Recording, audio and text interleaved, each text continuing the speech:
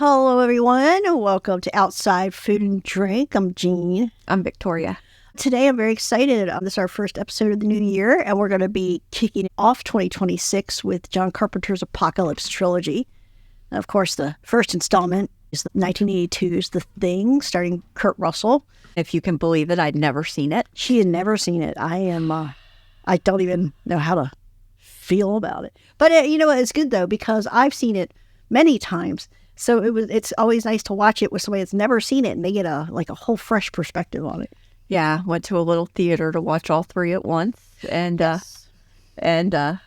watching The Thing, I'm sure she got a kick out of some of my faces, because you can't talk at movie theater, but yeah, I actually liked all three, but The Thing was very good. It was nothing like I envisioned it. I want to tell you, I had a similar experience with The Thing as I was growing up. Certain people were very into it. And I'm like, yeah, it's just this awesome movie. And the problem with it is that their taste in everything else was terrible. Mm-hmm. So when they were talking about how great this movie was, I was like, I'm sure it's terrible. So I finally watched it, and I was like, oh my God, I've been missing it this whole time. I think my thing was, like, my favorite movie when I was a kid was, like, Poltergeist. Yeah. And then when 2 came out and there was that blob thing under the bed, it scared me. And then I hear about The Thing, and I just kind of associate it. I'm like, no. I'm not going to watch it. It's funny because even when I was turning my nose up at The Thing, I love John Carpenter. I love John Carpenter, but it was very personal. It was very much like, I do not like this person, and this person likes The Thing, so I'm going to ignore it. And I'm sorry I did now. So anyway, let's get into it. Okay. The Thing. We got Kurt Russell, Wilford Brimley, the amazing Keith David. This was about 20 years before he started not taking things out for air. You've seen Requiem for a Dream, you know that. I have. So basically, this is a team of researchers stationed in Antarctica taking a stray dog, but neglect to update its rabies shots, and hilarity ensues. Okay, so a couple things about this movie. This is obviously, it's a loose re-envisioning of Thing from Another World. This is a 50s sci-fi movie. This is John Carpenter's favorite John Carpenter movie. Oh, is it? Yes, it is. His favorite movie. This is what, yes. Even though Halloween and all that, nope. I know, that's surprising. The fog and all that stuff, nope. Yeah, that's really surprising. The voice of the chess computer that Kurt Russell, at one point, there's a scotch onto because it meets him. Yes. That is voiced by Adrienne Barbeau, who is John Carpenter's wife. Oh, okay. They were married. So we're going to talk about this movie in particular.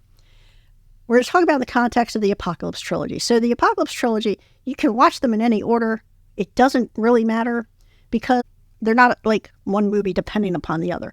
They're all basically different visions of how humanity could meet its end. Yes.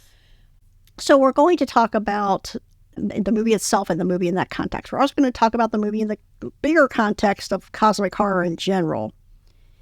And we're going to talk about it in the context of John Carpenter's legacy.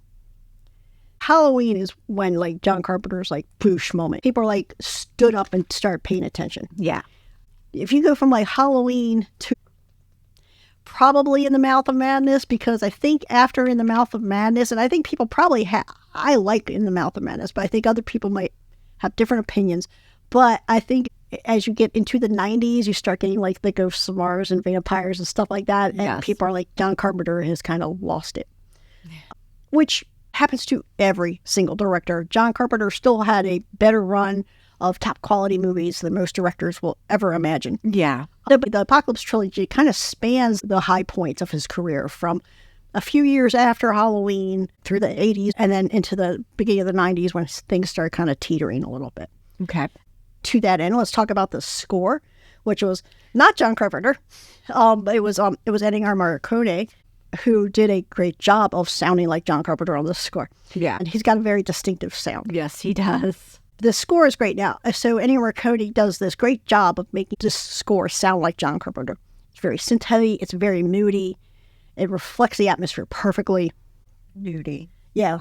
It's kind of this desolate, dark feeling. Yeah. Which is such a big part of all these movies from John Carpenter's heyday. Yeah. I always love the music in John Carpenter movies. Oh, yeah. It's just something about it gets you. You always know when something's going to happen, though, but And I mean, sometimes that you don't want you to think something's going to happen. He has tricked me a couple times. But yeah, I like the score too. Yeah. I did not know until you said that John Carpenter didn't do it. Yeah, that's something I didn't pay attention to because I just you're just watching it. I mean, it sounds just like him. Yeah. That's a good sign because, Ennio Morricone is no slouch. Yeah. You have a distinctive voice when somebody can say, okay, I'm going to try to do this thing like you would, and your voice is distinctive enough that somebody can do that. Yes, yes. But anyway, let's talk about the movie, and then we'll get into some of this other stuff. So we do have this the spaceship approaching Earth, a very typical kind of saucer. Kind of cool looking. And it crashes, and then flash forward, 100,000 years or whatever. And Kurt Russell is getting mad at his chess computer. And in the meantime, the Norwegians, I think it's funny, there's an ongoing thing. There's a Norwegian research base not far from the American base.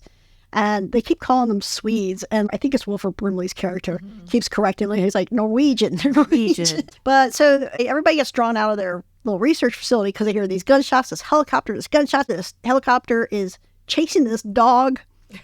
And this little dog, it's a big dog. This dog like a big Alaskan husky. It's a husky, and this guy is hanging out, the helicopter shooting in it, and the dog goes running right towards the Americans who are all looking at this guy like, what the fuck? So they get the dog, the Swede. I almost call him the Swede because everybody keeps calling him the Swede. The Norwegian helicopter blows up. The Norwegian pilot, he's trying to shoot the dog. He ends up shooting Bennings, so it's just this big mess. Yeah, he ends up letting go of a grenade, and they blow it out of his hand, and then they shoot the Norwegian guy. Yeah. Yeah, Commander Gary, who is going to be a problem throughout the movie. You're very much always suspecting things about Gary. And Windows, so they got this guy Windows, who's the radio operator, because they're trying to get a hold of the Norwegians. They're just trying to figure out this whole situation. And this Windows guy, when you first meet Windows, he's got this curly hair, and he's got these dark sunglasses on. He looks exactly like Jason Patrick in The Lost Boys. Oh. Like there's this moment where Jason Patrick has these sunglasses on. Yeah, he does. It was very upsetting. He made me think he was stoned the way he was acting, though. I don't know if the character was stoned. I mean, you have two characters who are just smoking joints the entire time. Yeah. So they decide, hey, let's go figure out what's going on at the Norwegian base. And Mac, that's of course Kurt Russell, he's a helicopter pilot, and him and Copper, they're going to go over to the Norwegian base, figure out what's going on. Look at the crazy Swedes. These crazy Swedes. That's what they keep calling them, like the crazy Swedes. Yeah. So they go over there. It looks like everything's been blown up and burnt. There's burnt up weird bodies everywhere. There's holes in the ice. So they found this thing. It kind of looks like a person, but a fucked up person that's been burnt up. So they're like, hey, great idea. Let's take this back to our base.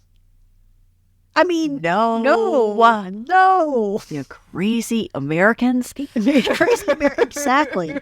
Exactly. They're doing these different shots from around the base, and there's this one shot where one of these crazy Norwegians is sitting in front of a computer. I mean, he's dead, but he has slit his wrists, and there's just blood. Everything's frozen. Yeah. So it's just like this blood frozen dripping out of his wrist. I mean, this is like a quick freeze. It was a really cool scene, though. Like when they walk around him and they're looking at him, and you can see the blood on both sides of the chair just dripping down, and they've like stopped. They're like blood icicles. Yeah. It's crazy. So he had like slit his throat, then slit his wrists. Because once you slit your wrist, you can't do anything else. But it looks like he almost took off his fucking head. So anyway, there's this dog. Now you get vibes from this dog because this dog is like just kind of sitting under tables and watching everybody. I just felt like the dog just had a traumatic experience. Well, yeah, you're just getting shot at by the crazy Swedes. Norwegians. So that'll be the look you get every time. But yeah, he gave me the vibe that he had just gone through a traumatic experience and he was just trying to come down from that. Wow, I guess because I had seen the movie, I knew he was up to no good. I don't know. I do want to point out here, though, at one point, they're trying to go to sleep later that night. And Knowles, who's like the cook, he's in his kitchen. I guess he's getting cleaned up and stuff. And he's listening to Stevie Wonder. He's listening to Superstition. Yeah. And he's jamming out. And Bennings comes in. He's like, turn that noise down. I was like, that is Stevie Wonder song. That is not noise. I'm sorry. He'd been shot. He'd been shot. Okay. The bullet did things to him. Yeah. Well, like Nas' response is to kind of touch his boombox and then Yeah, he kind of like touched the dial, and then he just skated away. Yeah, because he's like the roller girl here. He's on roller skates the whole time. Oh, in the meantime, Wilford Brimley, a.k.a. Blair, is autopsying this weird thing that they found at the Norwegian base. This thing is steamy, right? It is. There's all this steam coming off it. I'm like, okay, I understand it's been frozen and now it's in a warmer environment, but it shouldn't be like that. I know. It looks like it just came out of an oven. It does. It does. And I'm like, I'm sitting there the whole time watching it steam, and I'm like, something bad has got to happen because it's just steamy. Yeah. I did notice here, this is what happens when you watch a movie too many times. At this scene where they're all kind of standing around, and you see McCready's back. He's got a belt with a bunch of bullets in it. I was like, the bullets are missing from the weirdest spots. It's like he just grabs random bullets and puts them in his gun. I hadn't noticed that. So, according to Blair, this thing has all normal internal organs. I'm like, Yeah. Are they in the right place, though? Liver, heart, stomach. He was pulling them all out. He's pulling them all out, but I'm like, but they're normal organs, but are they in the correct places? Are they connected correctly? Like, I don't know, because it does kind of look like it's a person with a second face or something on it. Yeah. So I guess I understand the internal organs being just like ours, but yeah, he doesn't mention, because he's just got them cut wide open. He's just pulling all these organs out. They do a couple of these autopsy scenes, and they get more ridiculous. By the end, he's just like, oh, geez. You know? I mean, by then, let's just do something with it. Stop autopsying them. Yeah. See what they are. In the meantime, the dog is still skulking around the station, and he's freaking Bennings out. Every time he touches Bennings, Bennings is like, what the fuck? Get that dog out of here. Yeah, he's like, can you please put the dog where it belongs? I had a hard time with this. I am a dog person. I am too, but this scene was just wow. I don't like this at all. Yeah. So he takes the dog into where he's got all the other dogs kenneled. And there's like 5 other dogs there's in there. 5 other dogs. I think what's interesting about this is none of these dogs alerted when he brought the dog in. Yeah, they all just stayed down. They weren't sleeping, but they were laid down and their eyes were open, but none of them alerted. Yeah, they just kind of watched him. Yeah. No ears up, no hackles up, like nothing. Yeah, But I did notice that. Yeah. So, but as soon as Clark leaves, this other dog starts like, his head starts splitting open and shit coming out of its mouth. And Yeah. the smartest dog in the kennel starts fighting its way out. Yeah. I thought for the time that this movie was made, I thought that the way the dog turned into the thing started absorbing. It looked great. Yeah. Yeah, it looks great. It looks really good for that time period. So that was part of the reason that people at the time were so freaked out that they had actually used real dogs because it looked so good, but they were puppets. Okay. Yeah.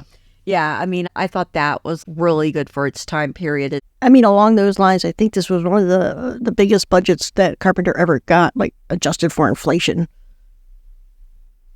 Really? I think so. This one? I think it was. Oh, wow. I think the story is that this was like the biggest budget he ever got because this was after Halloween and The Fog. And so he got this big old budget for this movie, and then this movie bombed. So this is now widely considered to be one of his best movies. Yeah, because the thing was in 82. Yeah. And Halloween was 78. Okay. Yep. Wow. But yeah, so, I mean, this dog stuff was very convincing and upsetting. Yeah. Okay, so Richard Mazarin plays Clark. He's really convincing here as the person you're supposed to be suspecting the whole time. Yes. Because he's kind of got these dark smudges under his eyes, and he's kind of moving really slow. Yeah, that was what made me think of him first. Because Yeah. I'm like, he's moving awfully slow. I mean, like, as a dog person, again, as a dog haver, he obviously likes dogs. Right? Yes.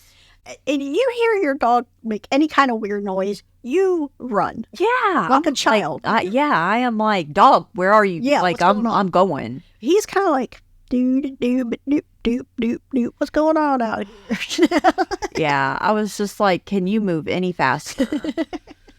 But he gets out there, and yeah, it's a hard scene to watch because they call everybody in and they're shooting the dogs, and because this thing's wrapping its tentacles around these dogs. Because as soon as he opens the door, stuff out of its mouth. yes, Yeah, that was gross. as soon as he opens the door to the kennel, was like 2 or 3 dogs just are like, fuck you. Yeah, they're like, out later. Yep.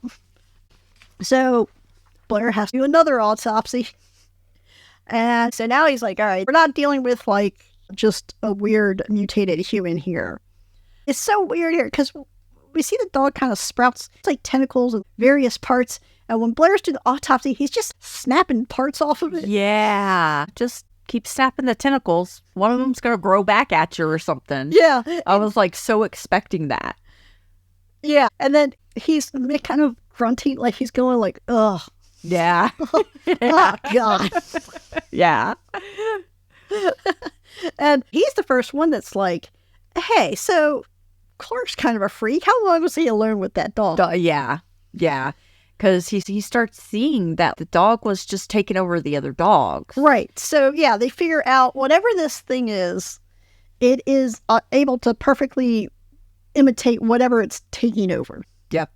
Be it person, dog, cat. Well, no cats yet. Well, I'm just saying, dog, cat, human. Dog, cat, human, yeah. And so in the meantime, so they did pull a lot of stuff from the Norwegian base, and they're looking at it all. The Norwegians did. This tape doing this huge dig out the snow. What appears to be a spaceship, and everybody is very calm about. Yeah. I'm like, okay. I mean, like most people be like, wait, that's not what we think it is. Yeah, Right? let's cover that shit back up. Don't need it. And the Norwegians are just kind of like standing around and everything's grainy and weird. You know what made me think of? Because they're like standing in a circle around this and they're holding little flags next to each other. It made me think of the landing on the moon. Yeah. The moon landing. I'm like, y'all should not be happy about what you just found. It's weird. It's everybody is just so placidly accepting that there's this huge spaceship. Yeah, and at one point on the footage, you can see some of them waving to the camera guy. I'm like, oh yeah, let's just party.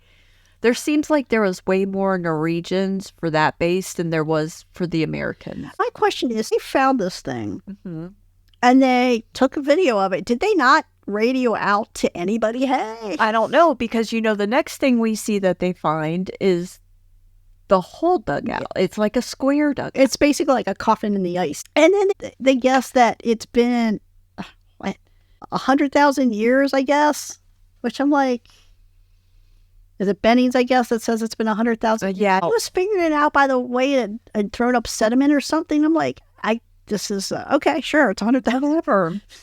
Fine. So, Childs, he keeps calling it voodoo bullshit. Yes. He's saying that. And Palmer, who's always smoking weed, Palmer's like, ancient aliens, chariot of the gods, man. Yeah. This is my favorite Nas thing. Which one of you disrespectful men is putting their dirty drawers in my trash? Yeah. I love it. Oh. But anyway, so Blair, who is the person they keep throwing at these autopsies, and he keeps having to stick his hand in this shit. At least he's wearing gloves. There's definitely movies and TV shows I can see where they would just put their fucking bare hands into this and be like, wow, yeah. So he's doing this computer simulation. An aside about these computers. Now, we did see McCready throw his whiskey on this chess computer.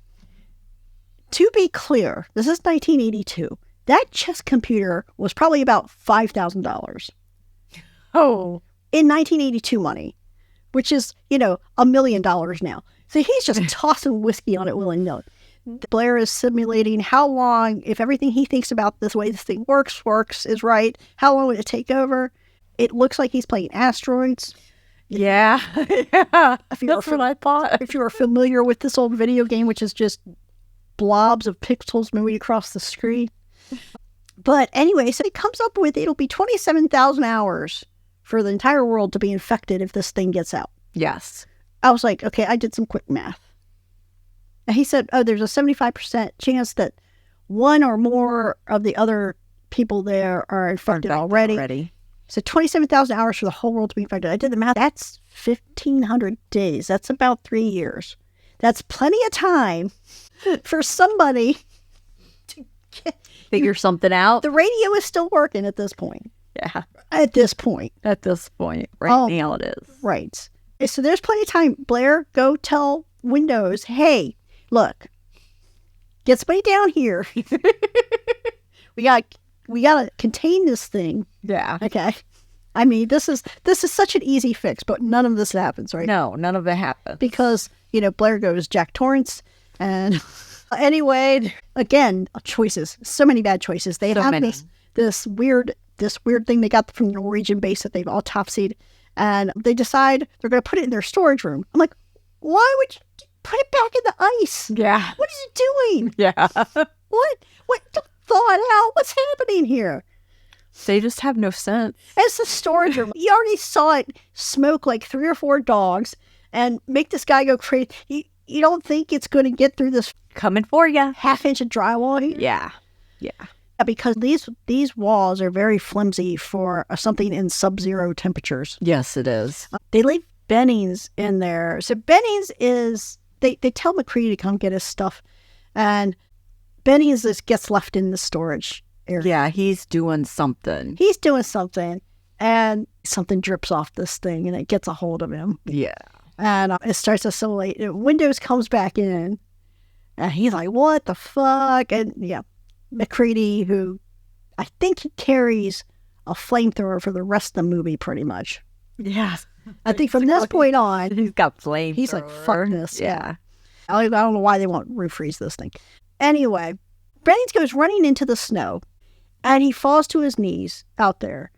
And he looks normal from behind, but as soon as McCready goes around him to the front, he's got these like weird lobster claws things. Yeah. Like it's really obvious, right? And so McCready sets him on fire, and everybody's like, why'd you do that? And what'd you do to Bennings? And he's like, it isn't Bennings. I'm like, can you not see this man's hands? What are you talking about? These people. Anyway, so Blair is scurrying around. If he had acted on his knowledge earlier, it would not have come to this. So Blair has been scampering around, and McCready spots him like sneaking around the helicopter and then scampering away. And McCready looks at him. He's just trashed the helicopter. Yeah. And then he hears gunshots. And he goes in, and Blair is in the radio room. He's busting up all the radios and stuff. So it's like, okay, you're being too gentle with these people. Yeah, what's the point? We're going to try to isolate ourselves. I'm like, but this thing's already been frozen for 100,000 years, and it can wait another 100,000. Yeah. Right? Like, at least tell people what's going on. Yeah. Okay. So from our perspective, he's behaving like he might already be infected. You could get out in front of this by calling whoever on the radio, since you only trust yourself, and saying, look, there's something. Don't say it's an alien. Don't say the whole truth, because people will think you're crazy. Yeah. Say, look, there's some terrible virus or fungus or something down here, and it spreads very easily. So we need to contain it, but we're going to need help, with the understanding that it spreads very easily. Yes. But he doesn't do that. He destroys it. So they just decide to isolate him, like lock him up. He tells me, he's like, watch Clark. Watch Clark, because he's being, but you're being shady too, Blair. Yeah. Yeah. So they put old poor Wilford Brimley out there in this little shed. Little shack. No oatmeal. No insulin. I bet it was cold. It was cold. Anyway, I think I kind of talk trash about Gary, but I'm kind of with Gary. I'm like, look, what are we going to do here? Let's just like kind of dig a hole and sit in it until spring. Dig a hole and sit in it till spring. Let's get some food and like the TV and stuff. I'm like, just settle down. Everybody settle down. And McCready's like, nah, because then see what happened to the Norwegians. I'm like, but they weren't settling down. They were digging shit up. They were causing trouble. They caused this. They did cause this.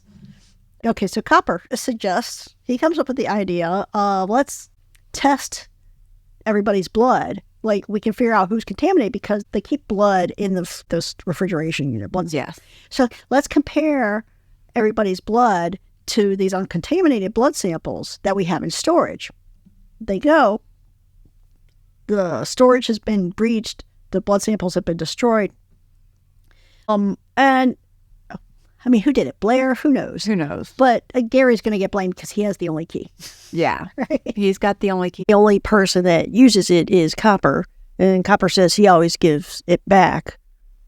Right. And he's like, well, somebody could have lifted it from me. They're like, oh, no. Yeah. We're not doing that. Right.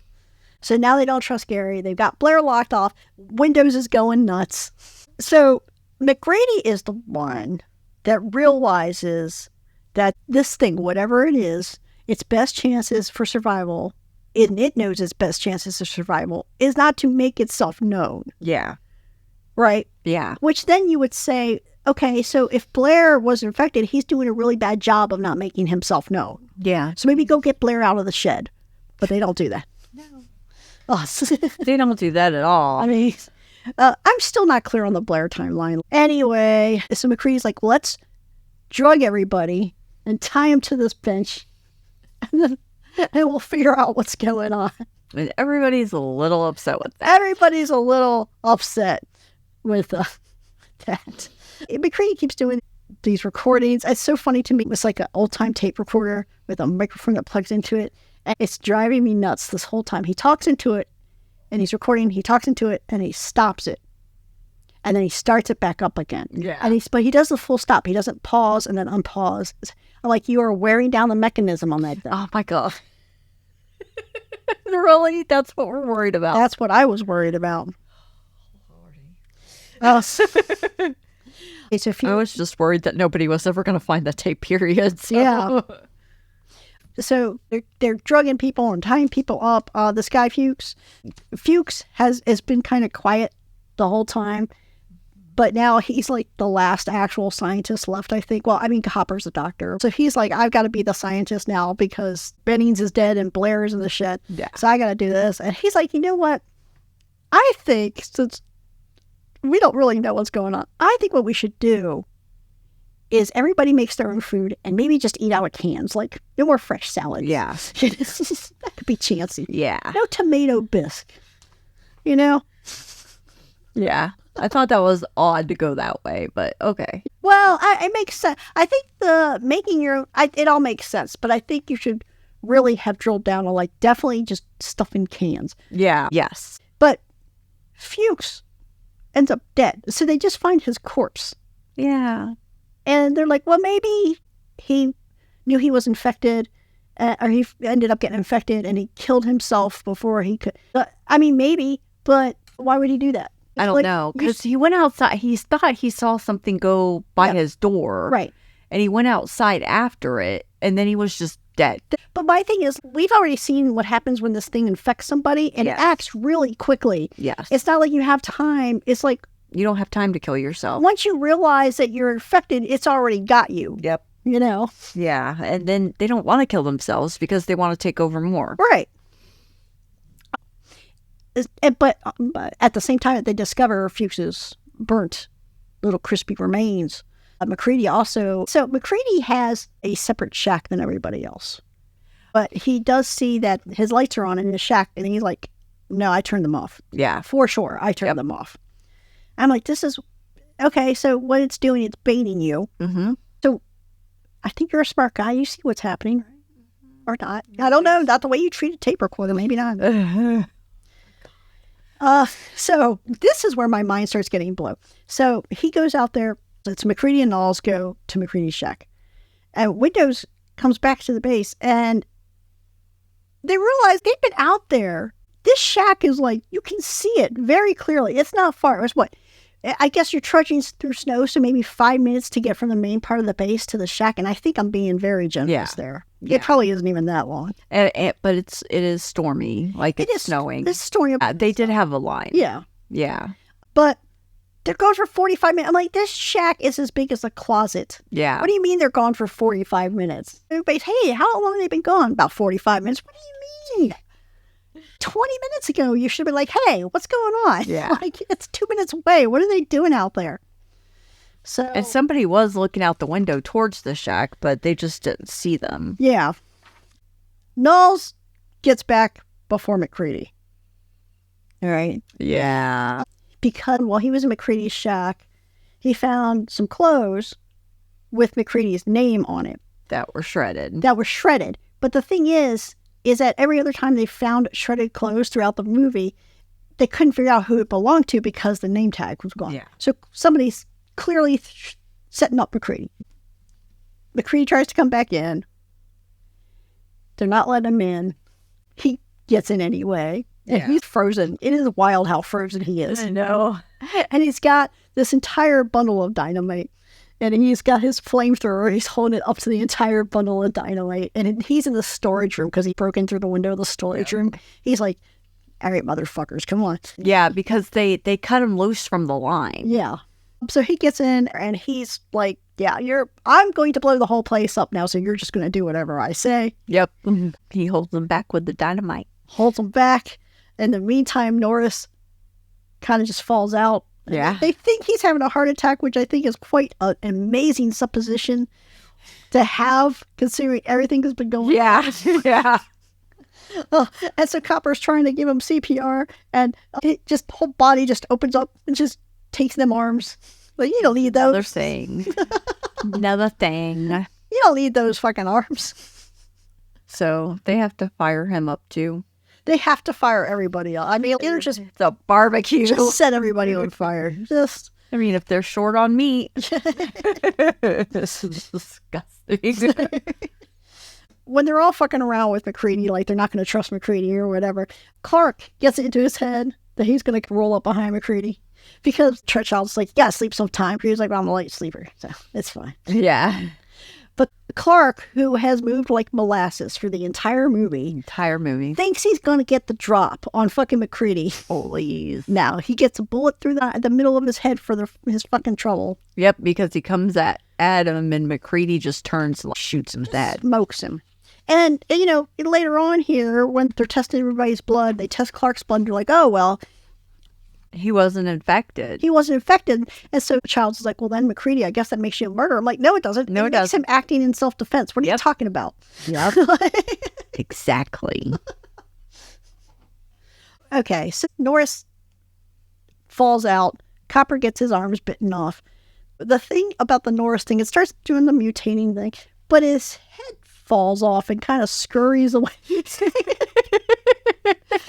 Yeah, that was like really cute. It was so funny because his head separates and it kind of drops off and it hides under a table for a minute and waits till everybody's distracted. Then it tries to kind of slip past them and then they see it. They're like, what? No, get it. It looks like, so if you think about Halloween, those big spiders that everybody Yes, that's exactly what it looks like. Yeah, it looks like a huge spider, but instead of a spider's head right in the middle on top, it's his head. Yeah. And so they burn it up. But McCready decides that this means the fact that, like, we had this Norris thing and then the Norris head thing is a different thing. He's like, oh, so what it is, it's not like just one thing that takes over a body. It's like every part of it is its own, almost like a worm. Like there's certain types of worms, if you like cut them in half, they'll regrow. They'll just grow another head or whatever. Or like if another lizards who grow back their tails. No, but see with the lizard though, it's a different, like the tail doesn't keep living. It twitches for a little bit, but then it dies. So that's different. There's certain types of worms like flukes and stuff that you cut them in half. I think slugs might do it too. But you cut them in half and if it just makes another worm. So that's what this thing's doing, right? Yeah. And so he figures out that's what's going on. So he's got everybody tied up to this bench. And him and Windows. I don't know why he's trusting Windows here. Like this. Such a choice. Yeah. But so he's doing this thing where he's like heats up this roll of wire and he's got everybody's blood. It doesn't take much blood. It doesn't take much to get enough blood for this. Yeah. You could have just pricked your finger and kind of squeezed into it, but everybody is cutting deep into their thumb. Yeah. I'm like, you're going to get an infection now. If it didn't get you before, it's going to get you now because you got this gaping wound. Well, I told her that was the least of their problem. Anyway. So, yeah. So they're testing all this stuff. This scene is it's a good scene, but it's very funny because they're testing everybody's blood. This is where they're like, well, you're a murderer now because Clark's blood is okay. They get to Gary, and Gary's being all indignant. And McCready's like, I'm going to save you for last. Yeah. And he does Palmer's blood. And Palmer, who has been chill and cool the whole time, Palmer's blood like jumps and freaks everybody out. Yeah. This fucking scene kills me. This scene. These effects are kind of wild. Yeah. So you start off with these really good dog effects, and like because everything is happening is so crazy, the effects get increasingly more outlandish. But given the time period and what they're working with here, these are good effects. And you get to this scene. Yeah. And okay, so Palmer transforms. It's a weird transformation, but it's like, okay, I'm going to be patient with it. And then he starts to consume or assimilate or whatever windows. And it's like one of these things where it's like clearly just clothes stuffed with cotton or whatever to simulate a person. And he's just flopping around. Yeah. And I'm like, oh my God. And then like Gary is still tied to the bench and he's screaming. And he's like, are y'all just going to leave me here? Well, it's so funny because, okay, so they kill Windows. They have to kill Windows. Yeah. And they kill Windows and they kill Palmer. And Gary's just sitting there tied to the bench. And he's like, I understand that we've all been through a lot. Traumatic today. It's been a very traumatic day. But hey, when you get a chance, could you get me off this fucking bench? It's like, I don't want to be stuck to this couch for the rest of the night. It's great. So they're going to go find Blair. This is another wild scene. It's Gary Knowles and McCready go to get Blair. And Blair's not there. It's like, well, they don't see Blair. Okay. You're going to be amazed at what I don't find believable about this scene. So he's dug out this whole passageway, like this hole that he drops down, and it opens up into this big workroom where he has built apparently a spaceship from helicopter parts. Yeah, it almost looks like a replica of what the... It looks like a replica. It doesn't look like it would actually work. Yeah, it looks smaller than it, but it's still a replica. Yeah. And I was like, okay, all right, look, I can suspend my disbelief to say that this man took helicopter parts and made this entire ass spaceship in like 10 hours. That's fine. Okay, whatever. This is what I cannot suspend my disbelief for.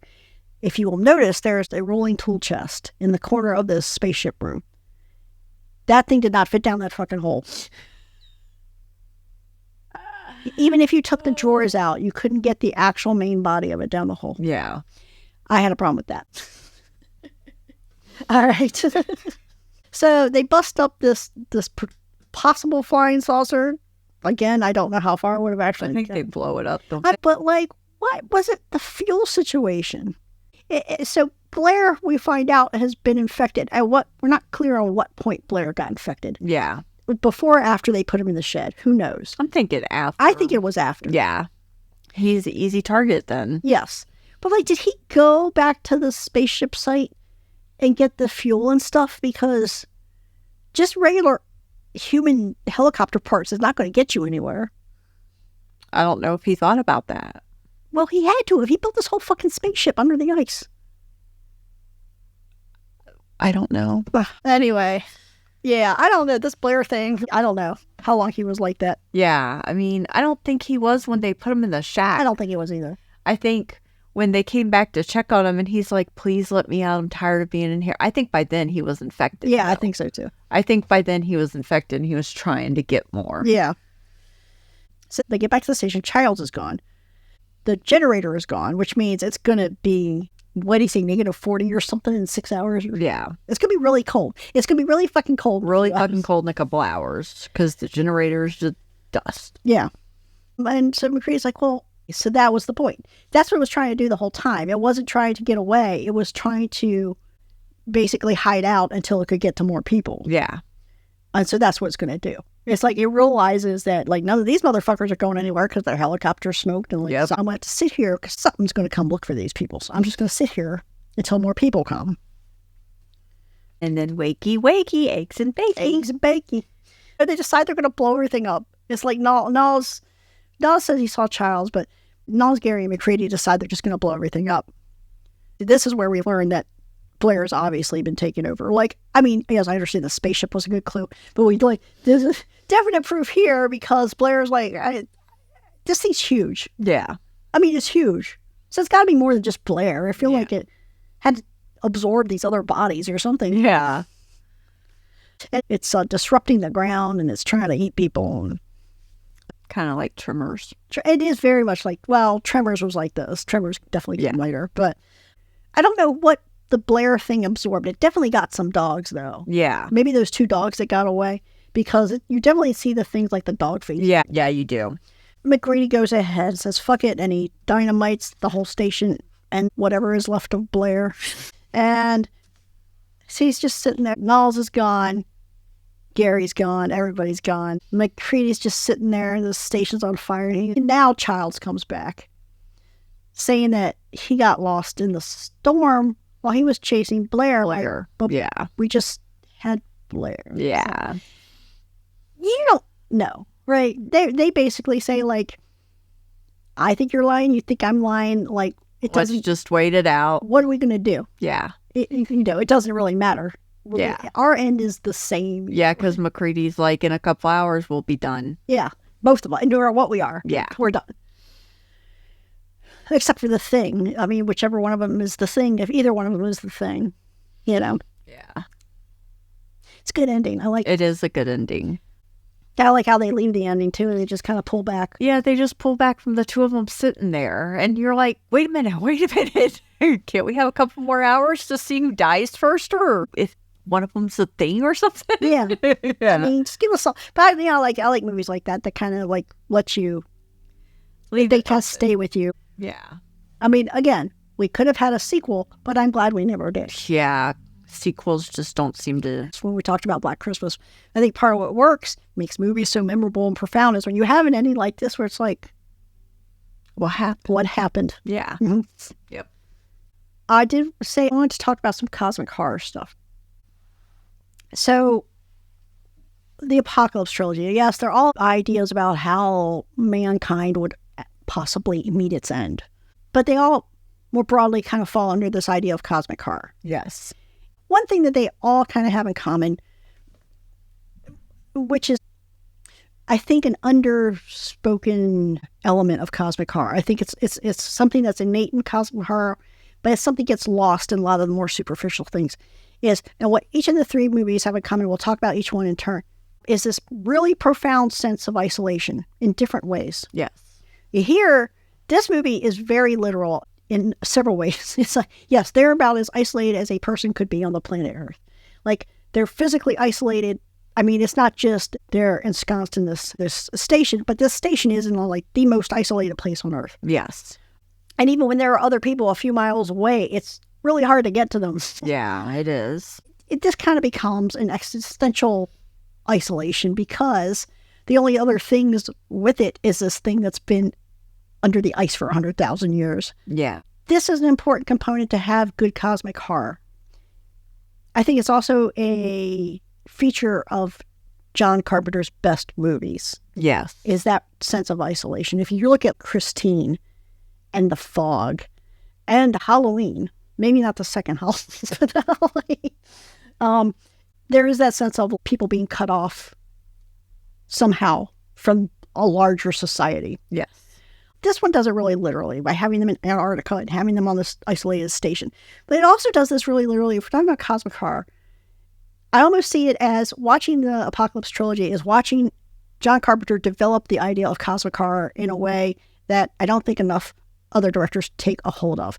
He does it very literally here. So I think when we talk about cosmic horror being done, especially in movies, I think in books it's a little different. People talk about things being Lovecraftian and things being cosmic horror. Yes. And it always annoys me because there's 2 aspects of H.P. Lovecraft, right? There's the Cthulhu mythos, and then there's this other stuff, which is like the color out of space and stuff like that, right? Which is more of, when I think of cosmic horror, that's what I think of.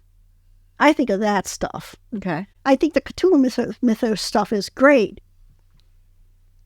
But the problem is that the idea of Cthulhu, which is this great tentacled, inconceivable being, is awesome, except that when people do cosmic horror, they think it has to contain some reference to Cthulhu, which means that it has to have tentacles. Now, this movie, I feel like this movie is, it's definitely a cosmic horror movie. Yeah. In a very literal way. Yes. I have the patience for it because it is so literal. And it's specifically saying this is a creature from another planet. It does these weird things. Everything about it makes sense. Yeah. And that's not the scary part of it. The scary part isn't the tentacles and all that. The scary part of it is what happens when people come to help them. Yeah. It's not how humanity ends, it's When. Now, even though a colder war came later than The Thing, I always feel like it's a companion piece to The Thing. And it does cosmic horror really well because it, and Lovecraftian cosmic horror, and I don't think you can really separate the two no matter how much you want to. H.P. Lovecraft is problematic, but you cannot separate the two. Yeah. Spoilers for a colder war. The Colder War does it really well because what the Colder War does, acknowledge it. There's this Cthulhu, but there's this passage under Antarctica. Who knows what's going on under there? It's unknowable and it's terrible. And even at the end, where you kind of understand that humanity has been consumed and resides now in the mind of Cthulhu or whatever, we never have to hear about his fucking tentacles. Yeah. You know? We get the real root of what is so frightening about all that stuff, which is that it is an existential threat from a completely indifferent creature. Cthulhu doesn't care. Yeah. We're like ants to it, Yeah. you know. And I think that's something that people talk up a lot, but they miss. And I think it's another part of what they miss is H.P. Lovecraft was one of the people that was really great at don't show the monster. Yeah. So the thing that we get here, this idea of cosmic horror that we get here, this very literal interpretation of cosmic horror that we get here. What's interesting about it is the thing itself. We're able to model it on the computer about what it would do and how it works, and we can autopsy it. And it doesn't feel inconceivable and impossible, right? Yeah.